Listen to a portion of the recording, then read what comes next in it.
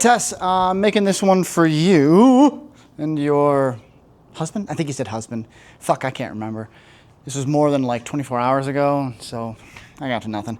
Anyway, you want to work on your mace. I believe that the Mace 360 is the first thing to learn. We learn it in a few different steps. I've actually added a step, so hopefully it helps you. Anyway, we have to learn how to swing our weight from side to side. Okay, so what I want is, anytime, fuck you, fly. Anytime the head of the mace is on one side of my body, I'm on the other side of the center line. Shit, that didn't make any sense. Once the fucking head of the mace is over here, I need to be over here, right? So when you're really swinging it, you can see I am on one side, pulling myself to the side as it's going across, right? We're gonna learn that a little bit from a much simpler place. So, put it upside down, the heavy side, head, whatever. Down on the ground like this. Get your hands on it and just fucking grab on. Yep. Now, just work on getting it swinging side to side and start moving with it a little. Trying to find how we can swing. You'll find that weightless moment, right? Like you can see I'm kind of letting go with my hands. I'm teaching myself how to do that. We do the same with our kettlebell, especially when you get into more competition style swings, right? With hard style, you don't do it as much, but with competition, you totally do. It just floats naturally into the air. Okay?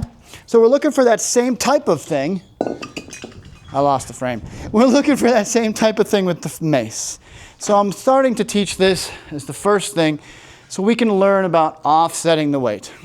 Okay? Next, I call this the mace around the world. It's where the mace stays connected to our body and we can work through the pattern-ish that we want to make with our hands. Okay? So my hands are always on the opposite side of the head of the mace. Okay, my hands are always down by the pommel, way down here. Assuming yours has one. If they're more like the fucking on it ones or whatever, there's no pommel, but you get it down by the bottom. I always think bottom hand is the one leading my motion. It doesn't have to be, right?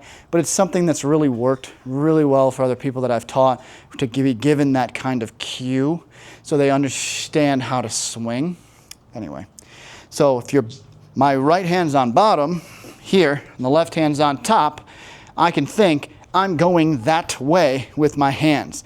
And if the head of the mace has to be on the opposite side of my hands, it has to go this way. So start by just putting it on your shoulder.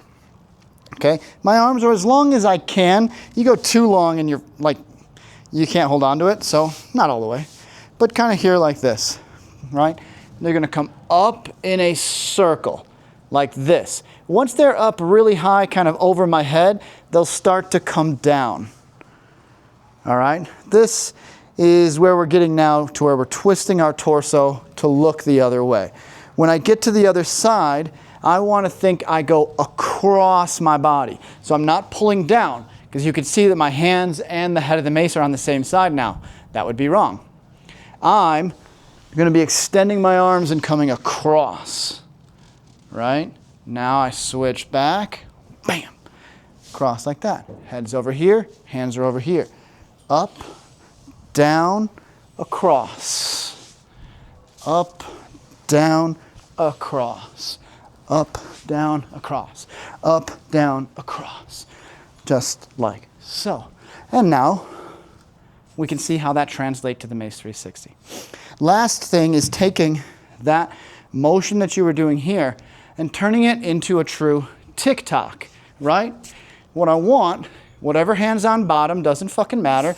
Use the first part of that mace around the world and bring it down. When you're in this down position, you're gonna do that same motion and start trying to get it swinging. Your hands will do some of the motion, kind of kicking it out with my wrists, and then extending. Now, as I extend my arms, it's going to help it fly a little bit.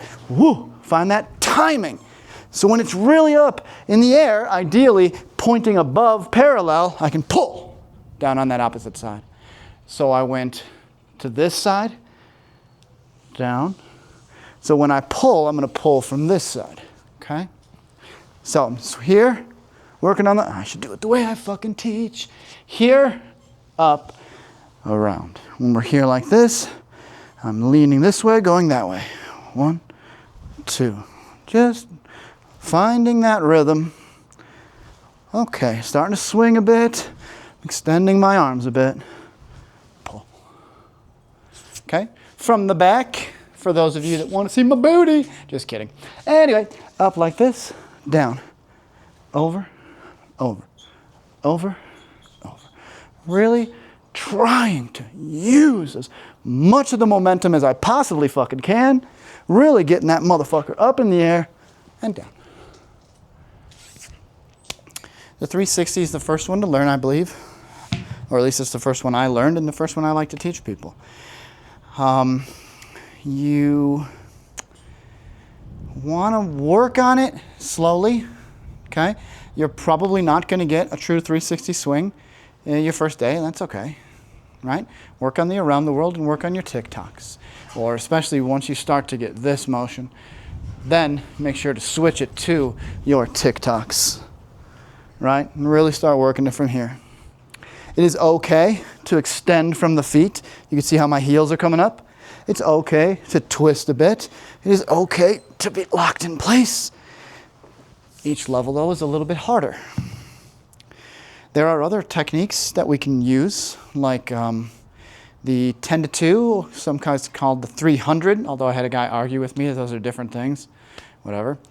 You'll use that for heavier weight, where you just, it's like a drop, pull, drop, pull. I don't like teaching that until you've got the 360, because I want you to use a lower weight. The 10 to 2, in my opinion, right, my not so humble opinion, is designed for pushing the weight a bit, okay? So once we've got this up, swing, pull, pull, pull. I can really push the weight, because if I fail, oh well, no big deal. When I fail with the 360, I typically fail up here. So when I go to pull it all the way around, when it fails here and it falls into you. That's the scarier part. So again, lighter weight for that. It's got to be heavy enough that it'll swing. Again, just like I teach the kettlebell, it's got to be a heavy enough weight that you have to swing it. If it's light enough that you can muscle this motherfucker, it's so common. People will get this here and they'll just...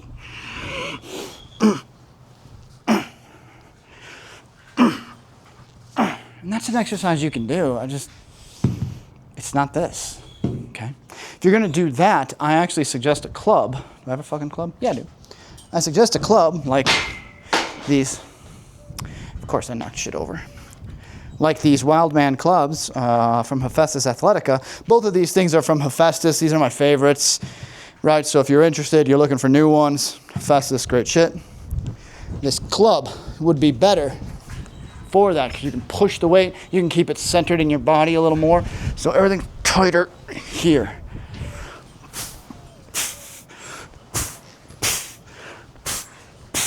That would make more sense. Trying to swing these, you can do, it just doesn't really have the same thing. Like this is a 20-pound club compared to my 6-kilo Mace here, 6 kilos, so maybe 13 pounds, and this is harder to swing in the 360 than the 20-pound club. So it's like, it's just a totally different thing.